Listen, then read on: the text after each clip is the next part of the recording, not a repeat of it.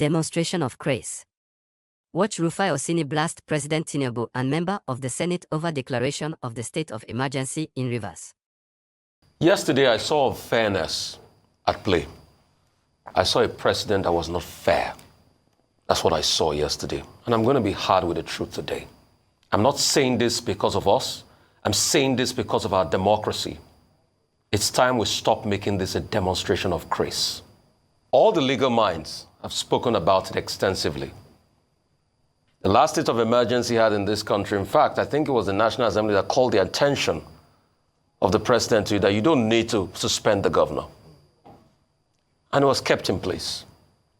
Most of the legal,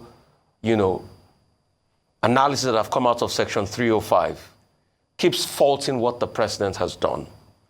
But you see, this case is peculiar because, please, you will humor me to think that this National Assembly will be able to call the president to order when they need to vote on it, when they need to get 2/3 on it. This rubber stamp National Assembly, this National Assembly that can't even investigate a case of sexual harassment, this National Assembly that is so high-handed in its own regard towards its own members. Is it this National Assembly? If you believe that this National Assembly will go ahead and make a strong footing and make a strong showing against President Tinubu, then you will be so gullible to think that osmosis is the name of a Turkish footballer. Not this National Assembly. Because they met yesterday with the president, the principal officers, before this was agreed. So it's a political ploy. Coming to the part of unfairness, I saw a lot of half-truths in the president's speech yesterday. Fubara has not made attempts to ensure that the Supreme Court ruling was implemented. But we saw when he went to the House, we saw the game the legislature in Rivers State had been playing. We saw those games. But the president was not fair in the first place because he took sides with Wike.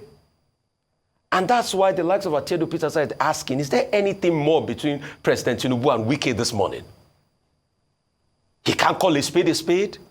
He can't call Wike to order. The same President Tinubu did not see where Wike was threatening the Ijaw ethnic nationality and say, what would they do?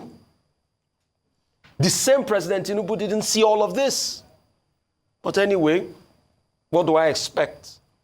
It's under President Tinubu's watch that we had 2 speakers in Lagos. It's under President Tinubu's watch we had a disarray in Osun State House of Assembly. You've had political suicides everywhere. But in all of this, he heaped all of the blame on Fubara when we know the real actors in this matter. And like Ebon Adegboruwa was saying this morning, it was part of a grand ploy. Let's call a spade a spade. It was part of a grand ploy.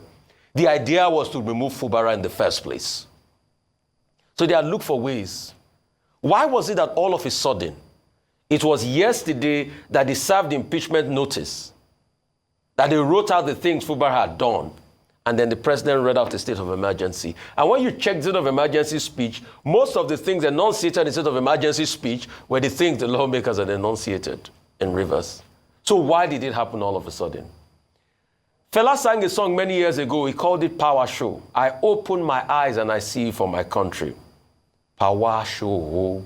But please, people that do the power show must remember power is transient.